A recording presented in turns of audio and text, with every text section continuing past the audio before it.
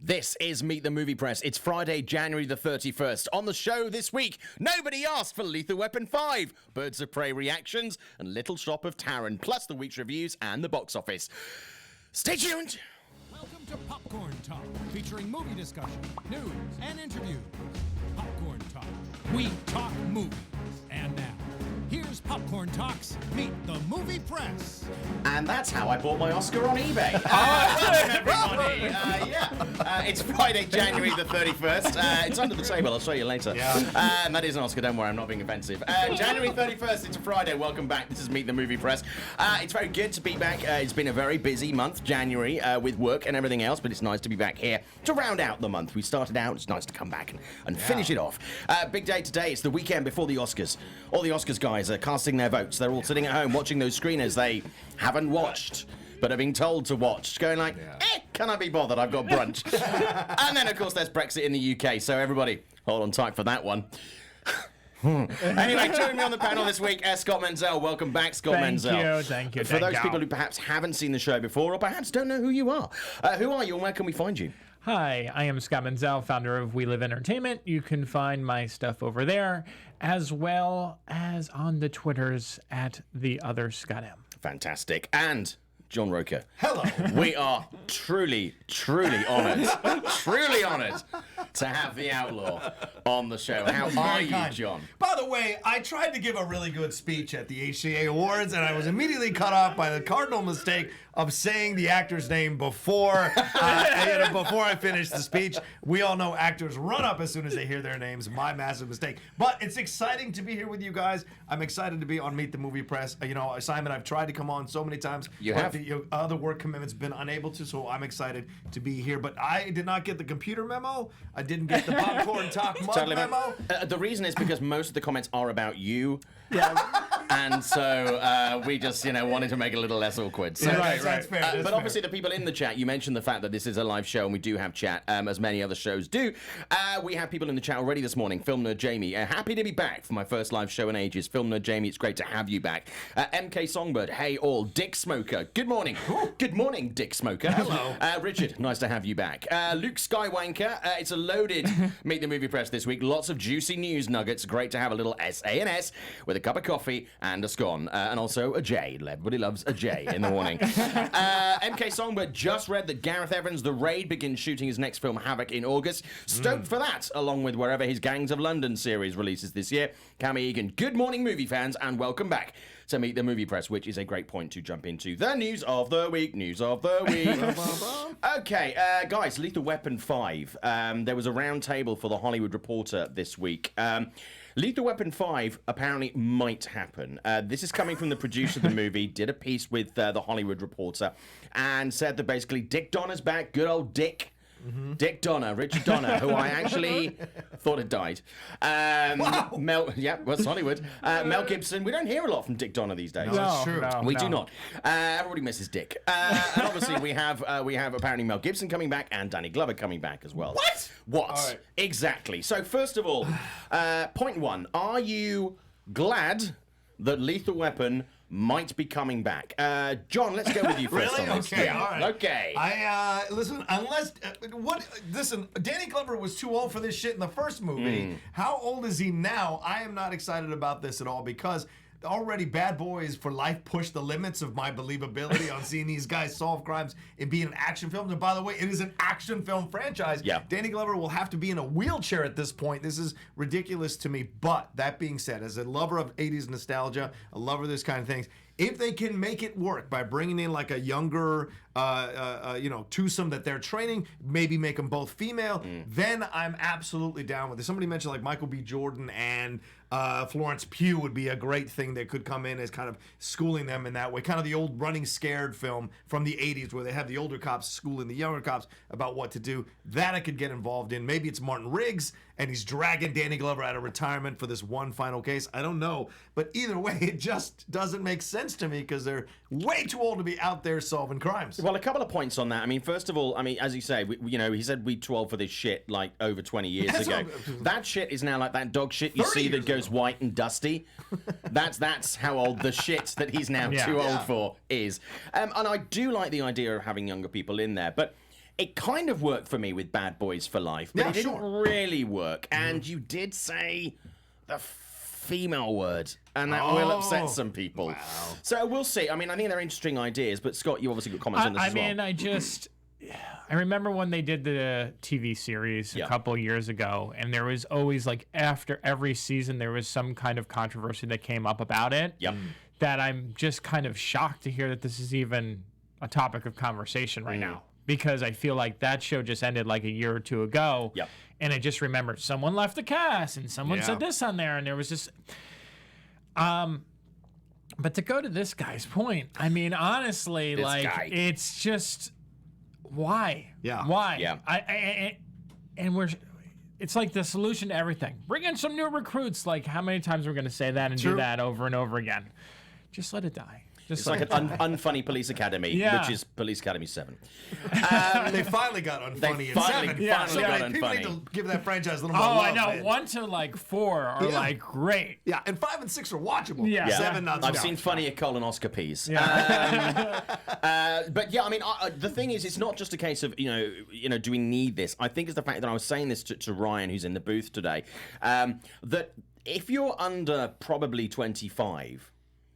Do you want to see two old guys running? It's kind of fine every now and again. I mean, Liam Neeson has kind of done the running around old guy thing. But it's like, it just isn't as convincing and it isn't as authentic. You've got a Tom Cruise who can throw himself off a building and break a leg and still carry on running because he's the fucking GOAT. He's the GOAT. Yeah. But then I don't know if Mel Gibson can do that and Danny Glover. I don't know if they're bankable stars anymore. I mean, certainly Mel can put butts on seats when he needs to, but that was not the Lethal Weapon audience. And I think they would have been better placed to do what has happened with Beverly Hills Cop and make it a Netflix movie rather than a theatrical movie, because I think there are people who kind of see this as a bit of old hat. So they won't spend $15, but they will sit at home on their asses and stick it on just in case it's okay. Just to see it. I also just think that when you look at the success of Bad Boys, the last one, you at least have Will Smith, who is still, well known in the industry. Right, and people are really craving for more Will Smith movies. You know, not everything he does is a hit, but this is a brand that he created, and he's still popular, and he's still being talked about actively in the industry. Yeah. Mel Gibson, besides when he's directing, no one really talks about Mel Gibson because of all the stuff that happened with him. Danny Glover. He's pops up in a movie for 5 minutes. He's in Sorry to Bother You for 5 minutes. You're like, oh, that guy. How are you, guy? Yeah, like Last Black Man in San Francisco. He's really good in that. Yeah. So it's not about the fact that Danny Glover isn't a great actor. He is. No, not at all. But you're right. He's not putting butts in seats. No. And he just pops up small roles. Yeah, small roles. And I think you make a great point, Simon, talking about Ryan. This is what I come back to all the time. Studios tell you all the time. TV networks tell you all the time. Our demographic is 18 to 25 or 35. Yeah. Yep. And so how many of those people are actually going to see this? Bad Boys for Life worked because it's a 90s property. That's somewhat 2 decades ago. This is a 30-year-old property. You know, I was in my teens when I saw this thing. So to me, talk about this. I don't know who this is for because is there an audience that's big enough to go and make money off this who's going to go see this thing and put it into the millions? I don't know. We saw Terminator Dark Fate crash and burn as an 80s nostalgia thing. Halloween survived. That's a 70s nostalgia thing, but it also went on a low budget. Unless Gibson directs this and it's a bloody, gory, Lethal Weapon, I don't know what the attraction is, and I don't know how many people actually go and see this, which is why your Netflix point makes sense. The older crowd that this would be for is quite happy being sedentary and watching this thing on Netflix. And it is a risk anyway, because obviously, Scott mentioned the fact that it was a TV show which ran for 3 seasons and ended last year, and that wasn't exactly a happy ship. Damon in the first 2 seasons didn't get on with his co-star, and then Sean William Scott came in to replace him, and then Damon was like, fuck this, I'm out of here, and it kind of came to an end. But even though the viewing figures for that were okay, it didn't set the world alight. Right, and it didn't connect to the original. It didn't connect to the You didn't see Gibson or Glover or anybody from the franchise. I mean, they had a lot of those original characters, obviously, the Riggs and Murtaugh in the first 2 seasons, but apart from that, there was no other connection. It was really by name. Would they be better off, though, not doing Lethal Weapon and continuing this? And I like the idea of having a new generation kind of coming in, and maybe someone, like Florence Pugh. I mean, anything in the Puniverse, I am down for. The I am down Puniverse. for the Puniverse. She is awesome. But right. not have it as Lethal Weapon. Set it up as a new franchise, but have it existing in the same universe. But that would take too much effort. That would take too Effort, much effort. Scott, the crusher of dreams. Yes, The too much crusher effort. of dreams. You know, So make something that has a similar plot, but to call it something different? No. Right. No. Let's talk about Dick. Sure. It's a Friday morning, so this is Sure. what we're going to do. Richard Donner. I mean, Yep. if he is coming back to direct this, and I mean this in no disrespectful way to Richard Donner, aren't there other people who might be able to do this that, you know, are younger? Yeah, look, Michael Bay didn't direct Bad Boys for Life. Yeah. That's a reason. There's a reason for that. Michael understands where his... Well, thank God he made Sex Underground. Yeah, Really glad he... That was a great Thank you, movie. Michael. What a Fair great enough. movie. Fair enough, but I think he understood. He goes, I am too old to be directing this thing to make it topical. So let's bring in these two directors who really had only directed shorts, and they really knocked it out of the park with that Yeah. film. So, there are definitely younger directors you can bring in, other than Richard Donner or Robert Zemeckis. So, like, I hear about Zemeckis as well, wanting to come back, and I'm like, everybody look at the Walter Hill. Like, just look at Walter Hill. Yeah. That is the test case. When you start out young, it's great. It's rare that a director can maintain that as they get older. Yeah, you can love people and love their work, but it's like you don't necessarily have to back them for everything. It's kind of this blind backing isn't healthy. Scott, who would you like to suggest then for this? For a director? Potentially for a director. Oh, I don't know. It's a tough call. Why don't we just put this out there? The Sadafi brothers. Oh. Okay. They Okay. could probably You mean breathe this- some new life into this. That'd The be Uncut interesting. Gem guys. Yeah. The Safdie brothers? Oh, yeah, Yeah. all right. I could see that. Interesting. I could see that. It would be a... I'm on board. Yeah, it would be a really weird Lethal Weapon, but I could see that. Yeah. Absolutely. That's what it needs. You've got to come out with some director. Donner's not going to excite people. You got to come No. out with a director that is topical, that is new. If you can convince that John Wick guy, Stahelski. Oh, yeah. Stahelski would be great. I mean, he helped out on Birds of Prey with some of the stunt stuff. Yeah. So why not bring Stahelski into this situation and see what he can do with a Lethal Weapon film? Or if you got real stones, you back up that dump truck and you ask Ryan Coogler to come on and do this thing. I was thinking Ryan Coogler would be a really nice touch actually, but also the guy who I've completely forgotten his name and it's always difficult to say. The guy who did the Tron sequel, Tron Legacy, and is doing Top Gun. Maverick, yeah. Yeah. He did Oblivion and stuff like Yes. that. I really like the way that he does action set pieces. I think the way he frames those are beautiful and very, very effective. I think Top Gun Maverick is going to be a real test of faith to see if he can replicate that and with that kind of material and then really make it financially work. So I would be very open for him to have a look at this. But I mean, to be honest with you, we've talked about a lot of guys, and it's not like, give it to a woman, but there are some women out there who do action particularly well. We've seen this before. I mean, whether you're looking at Wonder Woman or whether you're looking at Point Break, I mean, a movie that is literally testicles. It's so male, directed by Catherine Bigelow, who is a woman. Yeah. So I think there are a lot of women out there who really get this action as well. I mean, that would be something that I would like to. The guy who consider. did but it's about the Deadpool? ideas and the vision over what's between their legs. Ultimately, Yeah, for me, the I don't guy give a shit. who did the Deadpool might be a good idea Miller? too. Tim Miller. Tim first Miller, one? Oh, yeah. Or even the guy who did the second one. Yeah. I just feel like they did Atomic Blonde. Yeah. So, Atomic Blonde's I mean, great. I Yeah, enjoyed that and movie. Tim obviously did the most recent Terminator movie, Right. which again was kind of hands tied rather than anything else really from a studio Yeah. point of view. He was kind of limited by that. But yeah, no, I mean some great ideas. And do comment in the chat the people that you would like to have direct it. Some comments on this story already. Xeno Hour. Will Lethal Weapon 5 maybe be just 2 hours of Riggs yelling at his baby mama? Maybe it can take place in Israel too. Too soon? Oh, Wow. Xeno Hour. Wow. That is a deep cut, Xeno. Yeah. Wow. Naughty Xeno Hour. Yash saying under 25s have craved a rush hour for way too long. That's Yeah. possible. Well, I think the Rush Hour is more I possible think Rush than Lethal Hour is Weapon. better. Yeah. I think the cast of Rush Hour have craved a rush hour for the longest time. Xeno Hour, Simon, seriously though, Lethal Weapon 5 would be a very good project for HBO Max. I do think that really, if it headed to streaming or something like that, I think would be better, would be really, really good. And HBO Max don't really have any movies. Yeah. You know, under their except for the Snyder cowl cut. right now. Yeah, The that's Snyder Snyder cut. cut, Right? yeah. the Snyder cut. Yeah, of course. It's coming soon. Hashtag. soon. Hashtag. A theatrical release might not be successful, but an HBO Max release would work. Absolutely. A lot of people on this. If they are younger, I wouldn't mind a Pugh and Haddish combo. You know, Pugh I'm on board with. Haddish, I don't know. No, Haddish is burning. Yeah, is burning for yeah. me right Too now. much, too much. You know, I agree. I love Tiffany, and I think she's a great comedian. Yeah. But I just think it's like burning now. And if I was her, I too would much. find something different to do right now and just go away and then Some come indie back. films. So find some indie films. Do something completely different. Okay, let's move on from this. The Fast 9 trailer is going to be dropping later today. A lot of anticipation for this. Timed, of course, to coincide with Brexit. Lots of posters and teasers came out this week for this, including a very odd scene with them standing over a baby, giving them a cross, and it's like, the future's coming for you. Do you know what?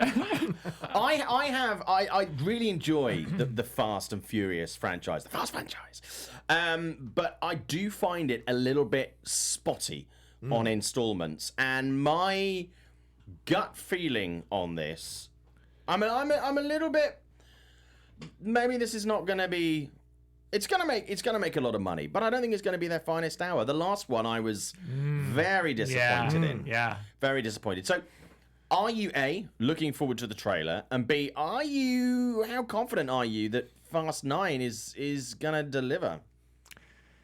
Honestly, I'm not looking forward to this at all. Okay. I feel like the last one was kind of it. Like I kind of wanted to end. And then I was thinking that when they did these spin-off movies, that was going to be the direction that they were going to take.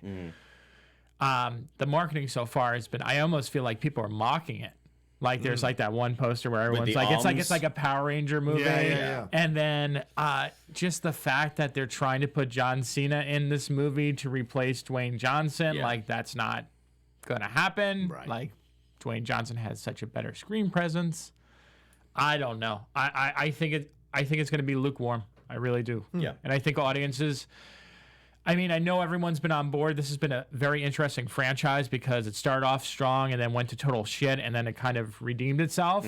But it's been spotty the last couple of years. I mean, Paul Walker's unfortunate death really, I think, took a toll on this franchise. I mean, it was nice that they paid tribute to him. But I think, again, it's just like they're pushing it a little bit too far. I would have ended it there and done Yeah. spin-offs. I would have got to like the Hobbs and Shaw style stuff sooner. I Yeah. would have done that. John, your thoughts on this? Well, this is I'm in the weird position of like I love these kinds of movies. However, yes, I agree with you. As much as I love them, there have been moments, even the ones that are the most beloved, like 5 or whatever. There's still incredible amount of unbelievability that happens. There's no way you're dragging that safe through Brazil and not getting executed right after you get out of the car. I mean, just all of it, the unbelievability of these films can get on your nerves at times. And I'm willing to suspend it all the way to the end of, the top of the theater. But when you're watching it, you're like, well, where's the character development? Where's the connections here? And you talk about nostalgia. They're getting a bit long in the tooth themselves. Even if Paul had remained alive, unfortunate passing of Paul, they still would have been a little long in the tooth. Who's the new generation coming in that's going to kind of replace them? They don't really do that. Cena doesn't work. Cena's near the age of Vin Diesel, so that's not really young blood you're putting in here. And just like in the WWE, Cena could never replace The Rock. He's certainly not going to be able to replace The Rock's charisma and charm like he is. Although Cena's great in Trainwreck, I don't think he's going to replace the charm that The Rock brings, that kind of, just that it factor that The Rock brings to stuff. So to me, this is about them holding on, because what else does Vin have? Vin doesn't have it. Nothing else works. And certainly He has that Bloodshot. movie that's nothing coming else- out. Yeah, Nothing else Bloodshot's makes bank. Oh my God. Bloodshot's going to be terrible. Whoa. And I love Bloodshot. I'm mad that's happening. But like this situation, I think they're kind of pushing the limit. I mean, The Rock handling a nuclear weapon with his hand, that was like, as you said, Scott, that was like the limit of how far you can go with this. So I don't know what you do next. And to me, I get the babies are involved. Charlize Theron is an interesting X factor, though. Is she now going to be a good guy in this situation like they did with Statham? Are they going to do that? We'll see. But I'm curious to see what the reception is. They're having a big concert this weekend in Miami. I think it's tonight. And all this kind of stuff to send it off. So we'll see if it yields box office results. And if it doesn't, I don't know what Vin does going forward. I want to address something that you brought up with Charlize Theron. Yeah. And I feel like Charlize Theron is like one of the most incredible actresses working today. And someone who can pretty much do anything she wants. Yep. But if you look at her records over the last couple of years, it's almost like nothing of quality. I hate to say this, but nothing of like really strong quality. Nothing that she's lasting. Done. Something that would have a long-lasting quality to it has really landed. Well, she got nominated for Bombshell, right? I know, but like people are not talking about that movie. True. It's not doing well. Long Shot, which I thought was great. Yep. Tully, which was incredible. Yeah. Like it's just we're talking again in our box. We're talking about her, but is the world talking about her? And then you have these movies like Atomic Blonde and this one. And people are like talking about her, but I'm like, I think she's so much better. This is an example of like these other actors, you know, not saying that they're horrible, but they're like, they belong in these franchises. She's so much better than these franchises. Yeah. Most people will be wondering where Charlize Theron, the average, what I call normal people. Yes. Normal people outside of this bubble, outside of film Twitter, outside of all our, J-Pre and fuckery. They'll be wondering where she's been since the Mad Max movie. Right. Where's she been? What has she done? Yeah. What has she done? Like 15 movies. Yeah. But nobody knew they were coming out. Nobody saw them. I think also the fact with, we've seen that as lovely as John is not really a box office draw generally. In the way that Dwayne Johnson is. All the movies that he's done, have done okay. Bumblebee, they try to use him as like the rock for Bumblebee. Yeah. Didn't work. They tried to use him obviously in kids' movies. It hasn't really been a massive draw. Oh yeah, that fireman film. Yeah, the fireman that movie. came and went, right? Yeah. I mean, literally, Playing that with was fire. like the fire in a saucepan. It was just like, didn't happen. Even Ferdinand, right? What did that Oh, do? yeah, Ferdinand that did didn't do well. nothing. Yeah. He just doesn't. Bull. And this is another example of just because you like X doesn't mean people will turn out for X. Yeah.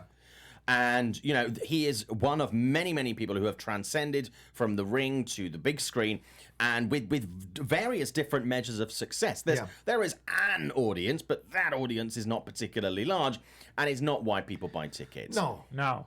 He's good in broad comedies, right? That's where Cena works best. Yes, yeah. Right? Whereas Dwayne is good in the action films and the occasional dramatic turn like Snitch. That was actually a damn good film by him. But Batista is the one that I think, and I've said this already, I think that's the one that will get nominated for an Oscar down the road. A Best Supporting Actor down the road. The man studies this business and this craft. He studies the talent. art. So we'll see how it turns out. But yeah, Cena's the one that like, okay, he's the populist. Yeah. What are you going to put him in? This will work. I just don't think this will work to the level that the Dwayne Johnson stuff works. And he doesn't have the elements, as you say, mentioned Dwayne Johnson, but even Arnold Schwarzenegger. I mean, Arnold Schwarzenegger is not a great actor, but there's something about Arnie's presence that in all of his movies, I mean, even though he was, more wooden than the Amazon, seriously, he's just like, he's so incredibly wooden, but there's something about his performance.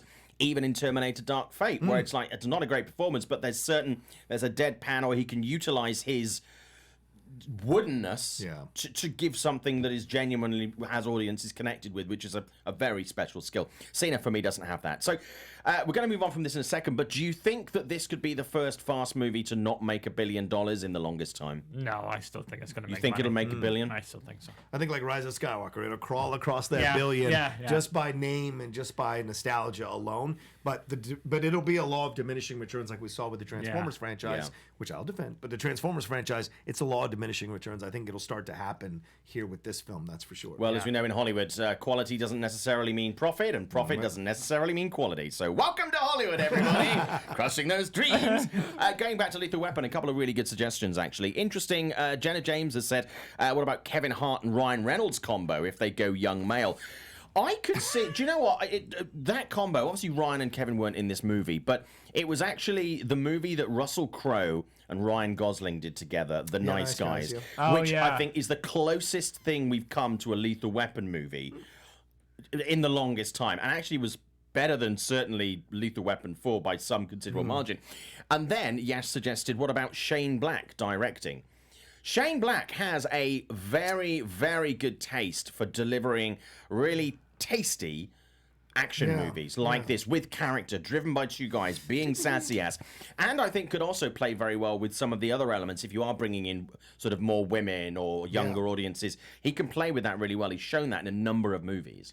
So what do you think about Shane Black, and what do you think about maybe Kevin Hart, Ryan Reynolds? I would say no to Ryan.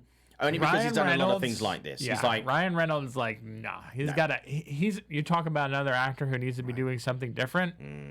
Ryan Reynolds needs to be doing something different. Because as much as that Free Guy looks like fun, it's literally Deadpool again. Like it's just, my God, it's the same thing. And I mean, even in that Six Underground, it's Deadpool again. Like it's like, okay. What about Adam Driver? Because we've seen Adam Driver can do anything. He really can. But he's funny. He is so dry. He's drier than a nun's shop. It's great. And I think that I Dead think he would be good. Is so underrated. Yeah. Yeah. He won't go to the premiere. He won't watch the film. I think Shane Black is an interesting suggestion because Shane Black wrote the original movie. Yeah. So to have to kind of close that loop and have him come back and direct the last one. And by the way, the last one was supposed to be the last one. Yeah. That's why they did that whole montage during the credits of all those production set photos. They were saying goodbye to the franchise. And so if you're going to open it back up again, Shane Black's an interesting choice. And he needs to redeem himself from that horrific Predator movie. So why not? God, that movie. That movie was horrific. Can I just say, in these Lethal Weapon movies, there's always like a Leo Getz or some guy in the office that tries to help and fuck things up or do whatever. Yeah. Can we cast Paul Walter Hauser as that guy? Yeah. Sure. Can we cast him as that guy in this movie? You know, either as like a criminal that they have to protect or, you know, a bumbling guy who ends up saving the day. That kind of guy. He would be incredible in that. I He would hasn't rather done have comedy, him really. I would rather have him in the new Ghostbusters movie, which is not going to happen, but I would have loved to have him in that. I know you want him in this. It's going to be Awkwafina. Jenna James, Taika Waititi, Dave Filoni, or Bryce Dallas Howard. Taika Waititi will be good, but Taika's got a plate that's so full right now. What about a Ryan Johnson? I was just going to say that. Ryan Johnson after Knives Out. Yeah. And we've seen him do action, love it or hate it, The Last Jedi. You know, and in other movies like Looper and stuff like that. So Ryan could be... Ryan. Make it John Boyega and Daisy Ridley. There you go. Yeah. That's your new Oh, Lethal yeah. Weapon. Boom. Andy Serkis will also be in there somewhere. And I'll bomb so badly. Like Everything else they do outside of Star Wars. Hey, what have they been doing for the last couple of years? Yeah. But yeah, I think Jenna has suggested a Taraji P. Henson Pugh combo. Ooh, it's not bad. That's not bad. I like I've Taraji. heard shitter suggestions. Taraji's a badass. So, so that's interesting. So lots of thoughts on that. Let's move on from Fast 9 and Lethal Weapon 5 to the Birds of Prey reactions this week. Embargoed, no full reviews. We have seen it, though, and we all tweeted our reactions. Scott, what was your reaction first? I loved it. Okay. I really did. Just thought it was what it was like to be inside the mind of Harley Quinn. And the movie is purposely kind of in your face and all over the place, but it's also so incredibly meta and self-aware. Yep. And I didn't expect this movie to be as much fun as it was. I was, and I've been on this show many times, and I said that the trailers did nothing for me. Yeah. This is a perfect example of a bad trailer, but a really great movie.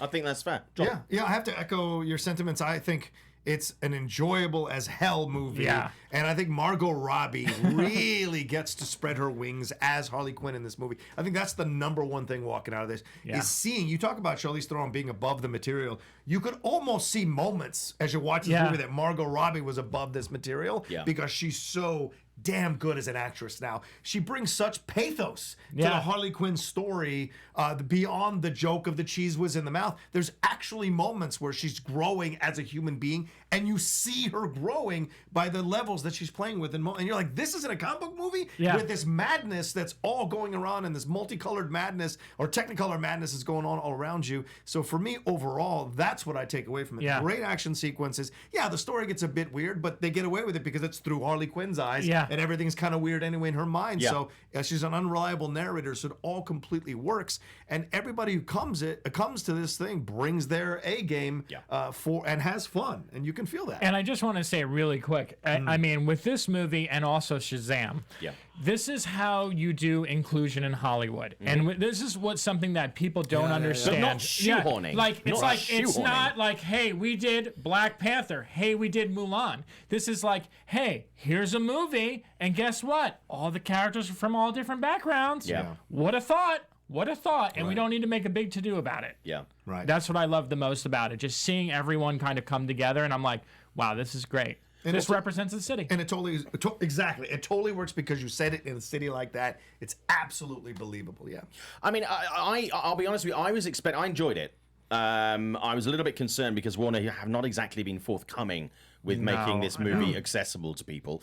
And that usually is not a good sign. I was expecting a movie that was richer and darker. But what we got was this actually sort of lighter Technicolor palette, which I actually enjoyed. For me, the movie, I enjoyed the movie, but it was that finale that really delivered for me. And standouts were certainly, I mean, Margot Robbie, given, she was great. I didn't think she was as good as in this as she was in Suicide Squad as Harley Quinn. Oh, wow. I preferred her in that, but there are elements of this where I'm like, I like that more. So overall, I enjoyed her more in Suicide Squad, but there are elements of this where I'm like, yeah, that's tasty. I like that. For me, it was Mary Elizabeth Winstead as Huntress and Ewan McGregor as the super campy and delicious bad guy. I mean, he was literally having a ball. I don't know where he got that characterization from and that sass, but I could sit down and talk to him about that day. I think the reaction, sometimes we come, and this is going to be my next thing, sometimes we come out of these movies and people are just jizzing in their pants over these movies. Movie of the year! Best thing ever! Best superhero movie ever! Best comic book movie! All in caps! Yeah. And often you go and see it and you're like, you know what? Just calm the fuck down. It was good, but it's like you've never seen a moving image before. Slow your roll. But the responses appeared to be metered and considered, supportive and surprised, but actually possibly one of the most, dare I say, normal and rational analysis of the movie that I've seen, especially for a comic book movie, for the longest time. Yeah. Right. You know? But it's usually like, Captain Marvel cured my blindness! Fuck off, I didn't. No, it wasn't that good. I think, Scott, your point earlier makes an incredible amount of sense considering what he just said, because this idea that it just kind of presents it for the way it is, and then people consume it, and they saw the trailers and didn't feel like the trailers were teasing a good movie. So when they went in, they were pleasantly surprised. Still with some issues, I'm sure, but pleasantly surprised overall by what they got. So that's reflected in the tweeted reviews, I think, of the movie. Well, like, if any movie that comes out that's studio, there is no perfect studio movie. Right. No. All right, I don't even think there's any perfect movie in general. Any director, any DOP will always come to you. There was at least something on a movie where it's like, I didn't quite like it. Yeah, and what I love about this, and I actually give credit to David Sandberg for this. He did that little breakout in Shazam, showing what was wrong with the scene and how he had to film it. This is something that I think DC is finally doing now, and they're finally getting. And I posted about this yesterday or the day before. They're doing their own thing now, and like every movie is different in tone. It has a different style, has different humor, and it's just, this is refreshing. It's not formulaic anymore. They're doing something that no other franchise is doing. Right. They're just taking risks. They're pushing boundaries.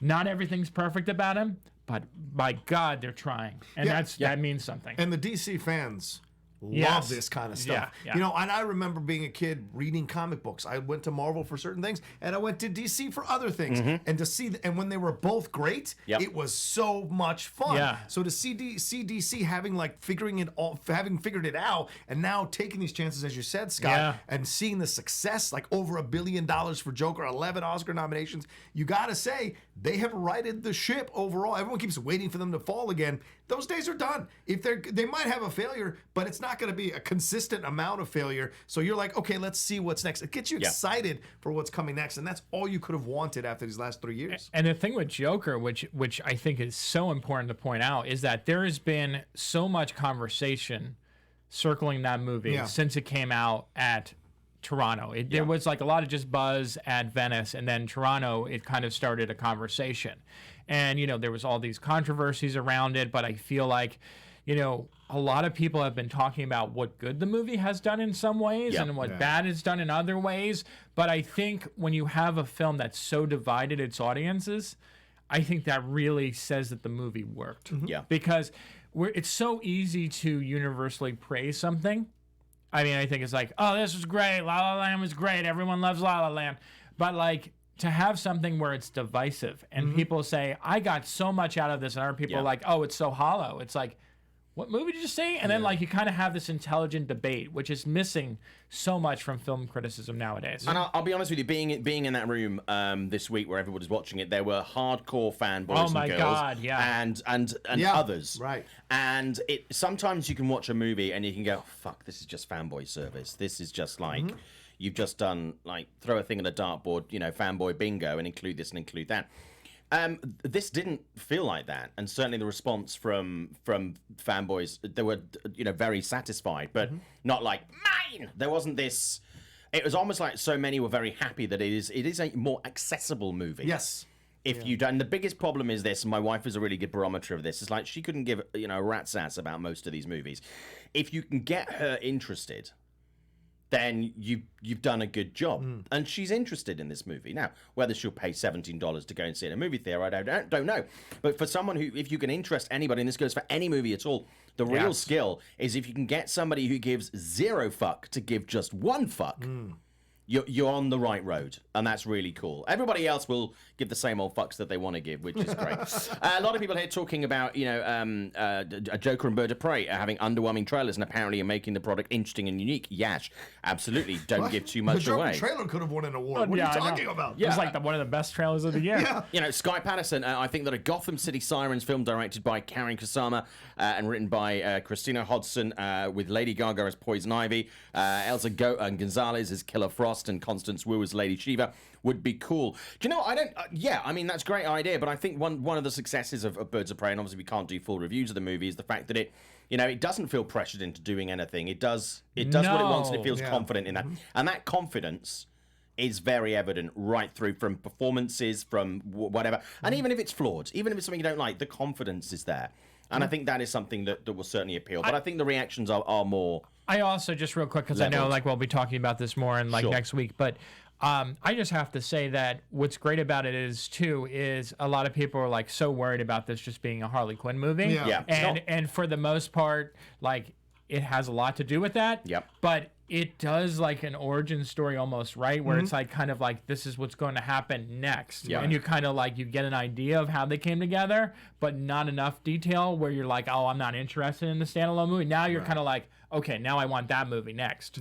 So it does such a great job of so many things. You got to give a shout out to Kathy Ann as well. We haven't even mentioned her. She did a great job. Yeah, really good. But John, she's a woman. But she's a woman, John. Okay, so Birds of Prey, really strong reactions, and like we say, the takeaway from that is the fact that keep an eye out for reviews that come out next week. But the takeaway is the fact that the responses are metered and reasonable, and they are more reliable than we've seen with other movies. Story that broke this week: Taron Egerton in talks to take the lead in Little Shop of Horrors remake. Not the first person to be linked to this. Apparently, he's going to play the love interest in The Shop, Sidney Crowborn. Obviously, Josh Gad was linked to that, about 2 years ago. I spoke to him about it at D23, and he would not confirm or deny either way. I think Josh might have moved away from this now. Taron, obviously hot off the back of Elton John. Sorry. Speaking of dick, yes, go ahead. Coming right off the back of Elton John, Taron Egerton is very hot in Hollywood, continues to be hot, is a very hot male individual, ticks all the boxes, which is why some people are saying he shouldn't do this role. We know he's got the pipes. We know he can do this. He's played the role when he was in an amateur theatre production, when he was sort of, starting out in his career. They're saying he's too hot. To be this character that was played originally by Rick Moranis. No, that's ridiculous. Go see Eddie the Eagle and tell me how hot he looks in Eddie the Eagle, right? Eddie the Eagle looked like someone had got his face and gone like, Yeah, exactly. Because Eddie Eagle's not the best looking dude, and also I would argue in Rocket Man. Yeah, me too. There are some. I mean, Elton John's not the best looking dude, so you've got some shots of him that aren't necessarily the best. So I think especially when he's deep into his drug stuff in the movie, he's shown that he can look really nebbish or really kind of like out of it, or kind of like not as attractive as you think. Look, you don't have to do monster with him like you do with Charlize, but you can the fucking Elephant Man. Exactly, you can do some little changes to make him be Seymour Crowe. It's not like Rick Moranis is an ugly That's dude. what I was gonna say. Like, he's not that bad looking. Come on now. Yeah.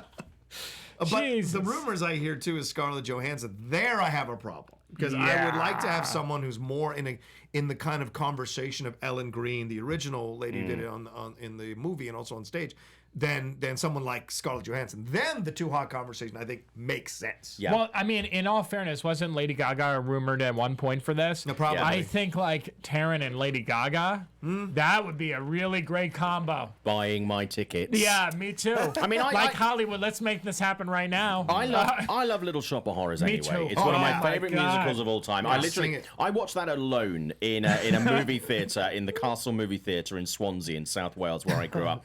I sat on my own and everybody was like, what the fuck are you doing? I was, a kid, and I was like, and the guy literally bought the ticket and went, this is a musical, right? And I'm like, yeah, I'm going in there. And it's like, there's no one else in there, right? And I was like, yep, I don't care. And I loved it. And it's actually amazing to watch it on your own in a movie theatre. It was a beautiful, beautiful movie theatre. Also used to show pornos. That was a little cock of horrors. But yeah, I mean, I genuinely, I watch this movie so often. I've got it on so many formats. I love all the endings. It's Little Shop of Horrors. Little Shop of Horrors. Yeah. Okay, Horrors, but Google the other one, but it's not on your own computer, on somebody else's. But yeah, I mean, I would love to see Taron in this role. If it was between him or Josh, I would love to see it. My only concern is the fact that I don't want Taron to be seen as just a song and dance man, because we know he can sing. He's done a couple of movies where he can sing. He was getting a little bit shoehorned into the action thing, post Kingsman. He did a couple of other things like that. Did a couple of other movies that nobody really saw. He did Eddie the Eagle, which is probably the thing that is the most different for him.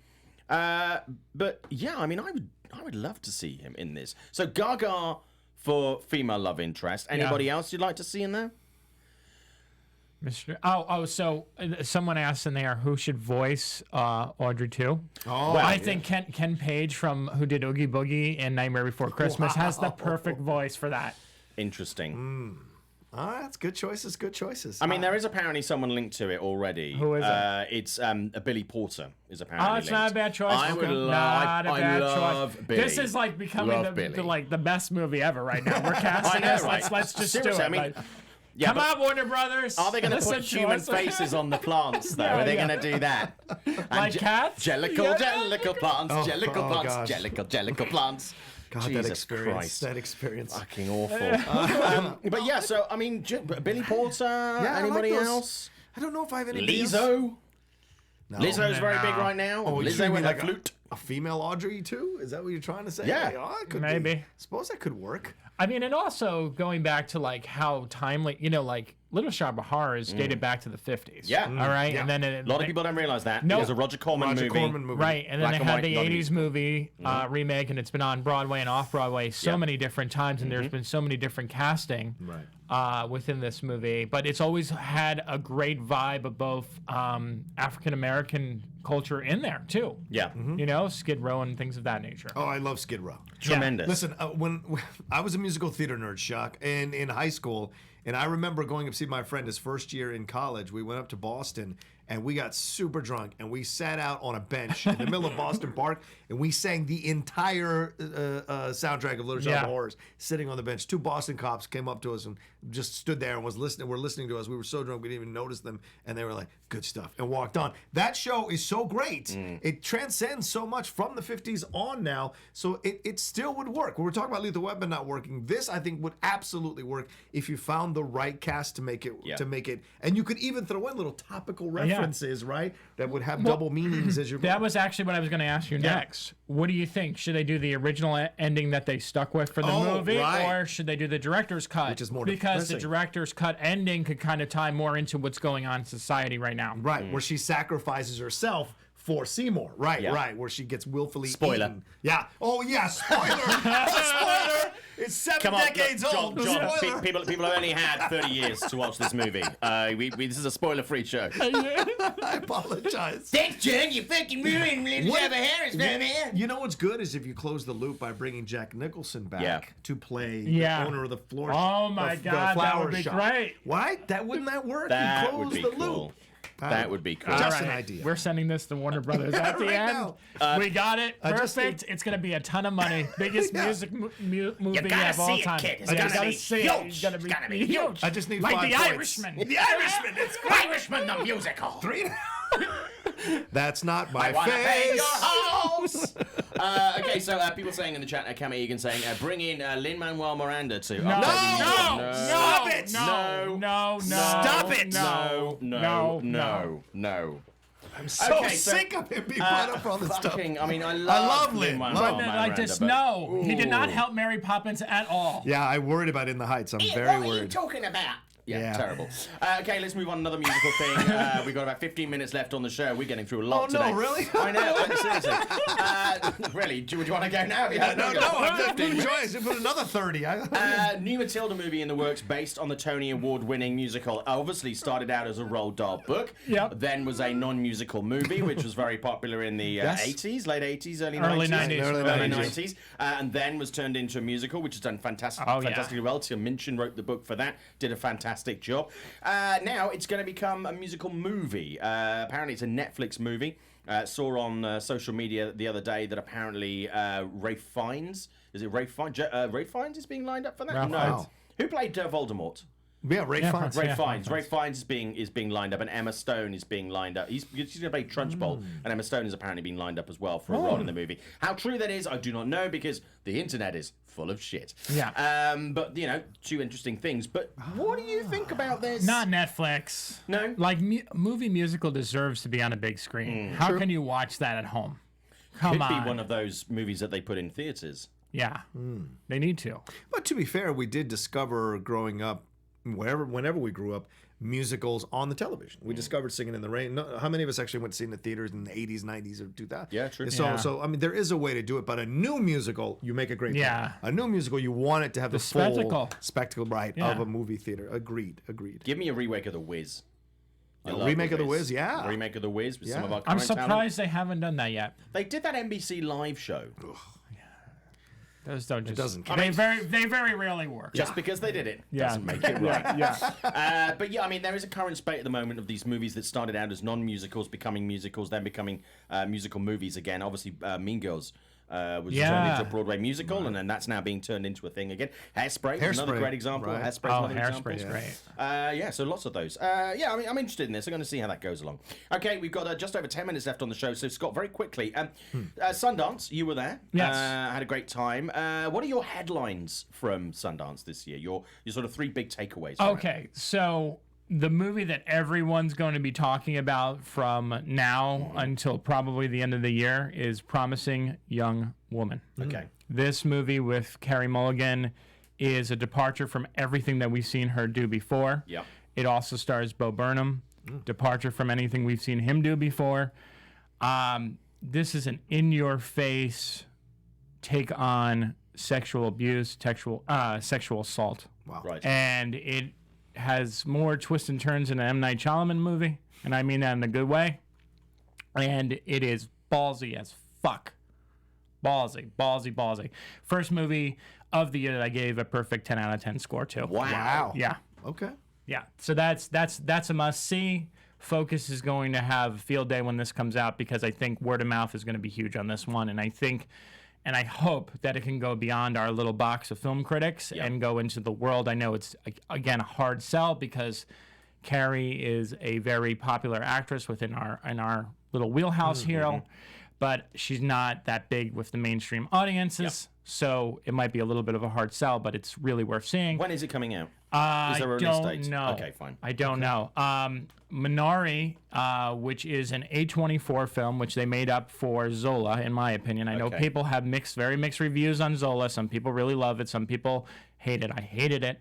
But Minari is this new film from the Burning director. Okay. What came out a year or two ago, which again in our like film world was a big deal. Yep. Not so much outside of it, but I think this is a film just based on the reactions that I saw at Sundance, might have the potential of being this year's Parasite. Wow. Where it's another movie from mainly Korean cast. 90% of it's subtitled. It's a story about a family who moves from California to, I think it's Arkansas. Mm-hmm. And the man dreams of supporting his family by starting a farm. And the wife is kind of like, let's go back to California. You don't need this. We can just live our fine life there. And he's just really passionate about it. Grandma gets involved. Some twists and turns happen. I don't want to spoil it, but it's a movie that I think will have people laughing. It'll have people crying. It's a weird combination almost between Parasite and The Farewell in some ways. Interesting. So I think it's going to work really, really well. And then I'm curious to see how many actors from Hollywood are going to start moving over to appearing in some of these Asian movies. It worked very, very well for Awkwafina, and it would be an interesting, pardon the phrase, but an interesting career move. If they were to do that, to go and do some of these Korean movies and stuff like that. Yeah, and then two little movies I want to give shout-outs to that I don't feel are going to have big reactions from pretty much outside of film festivals. One's called Black Bear with Aubrey Plaza. Mm-hmm. I've been a big fan of Aubrey Plaza for a while, but my God, the last couple of years, she's made some really bad moves, like at David Wedding Dates and all those movies like that. Child's Play. Child's Play, yeah. She's hit or miss, but this is the strongest performance that I've seen, and it's told in two different parts, very similar to Waves, where one thing happens and then another thing happens, but they're the same story, just told from a different perspective. I've never seen her this good. I mean, it's like she's funny, but she's really super dramatic. She bears her soul in this movie. Wow. Really powerful stuff. And then another one that I like is called Save Yourselves, which is a very quirky, small little indie comedy. It's got one of the girls from Glow in it, and I think the other guy is from another one of the TV shows, but not very popular, well-known actors. About the end of the world, but told through this couple who goes away to a cabin in the woods because essentially they want to put their computer screens away. They want to turn their cell phones off. And then they wind up finding out that there's an alien invasion that has killed pretty much all of humanity. It's a documentary. Yeah. Okay, great. That sounds really interesting. Yeah. Freaky, but slightly interesting. Thanks for that, Scott. No problem. Okay, box office this weekend. Bad Boys for Life is likely to hold on. I mean, there's nothing really to give it any competition right now. Bad Boys for Life, this is according to Box Office Mojo, who is sometimes off. About another weekend of about 17.7 million this weekend. Number 2, they're saying, is going to be 1917. 12 million. If you haven't seen 1917, do go and catch it this week, because in the Oscars, I think that's going to be something that is going to take quite a few awards. And a lot of people go, I haven't seen that movie. Go and see that movie. Go and see them and stop calling it a fucking video game. Oh, I know. It's so aggravating. I see some... I want to choke the life out of them for saying that. It is such an insult to an incredibly well-directed film from an incredible director and a phenomenal, legendary cinematographer. With some great characterization that you do not have any time to set them up. I mean, it really is a triumph. Gretel and Hansel, apparently, Box Office Mojo is saying it's going to be in third place. I would be very surprised with 8 million. Doolittle then coming up behind with 4, just over 7 million, and The Gentleman in 5th place, followed by Jumanji, Rhythm Section also out this week, Star Wars, Little Women, and turning in the top 10. I'd be very surprised if Gretel and Hansel beat Rhythm Section this week, but clearly it's going to be Bad Boys weekend until next week, obviously, when Birds of Prey comes out, and that's looking at 100 million weekend, which I think is very doable. This has been quietly a good January. Yeah. No, wouldn't you say? Like, it's not a couple great. of things have snuck in. Yeah. So it's like, these are usually this is usually the graveyard month, but this was actually been a damn decent month. It's not been the worst January that we've had. I mean, it's been, a lot of movies have been in and out, right, quicker than a cat burglar. But, well, Doolittle, right? That's what you dump it. Doolittle. I mean, there's Like a Boss came out 3 weeks ago. But Like a Boss didn't get bad reviews. reviews, did it? Or Yeah, did you it get, did. It got Okay. very, All right. didn't get great reviews, and also nobody turned out. Yeah, that's true. Okay, so let's talk about the movies coming out this week. I think I'm the only one that's seen Gretel and Hansel. Yeah. For me, that's a movie. It's a nice short movie, which is nice, which is rare. It's worth 3 Irishmen. Get 3 of these in 1 Irishman. Gretel and Hansel. I mean, it looks amazing, but I'll be honest with you, as much as they try to build suspense and fear and creepiness, it just didn't do that for me. I know some people who experienced it.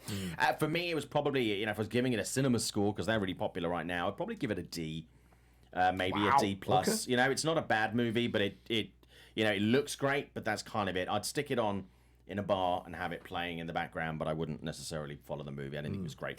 Rhythm Section, though, we have all seen. I believe. I haven't seen it. You haven't seen it? Okay.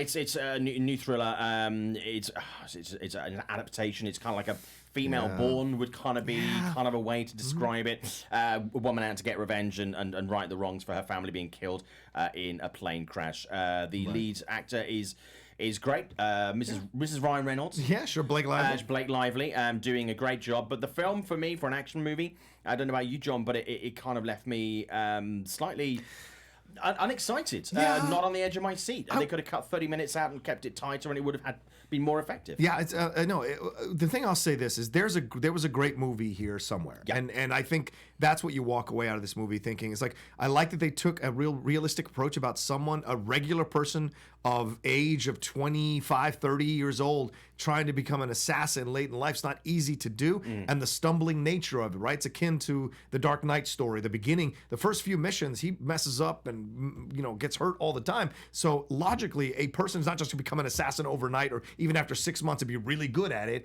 I like that conventional approach, a non-conventional approach, but then it cops out with too many conventions throughout that it removes its authenticity throughout the movie. Blake Lively, great. Jude Law doing what he does always, gives a good performance, but to me, in the end, it just doesn't work. And you see the twist coming a mile away, and you're just like, damn it.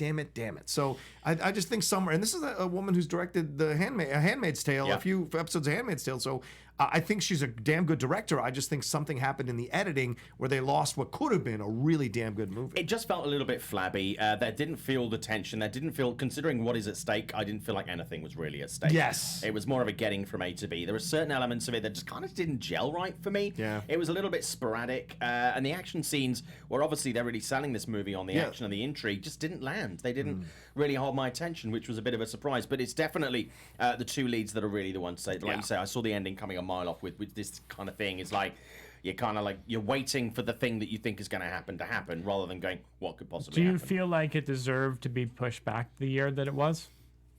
I don't think it would have made much difference, to be honest with you. Personally, I would have just sold this to streaming.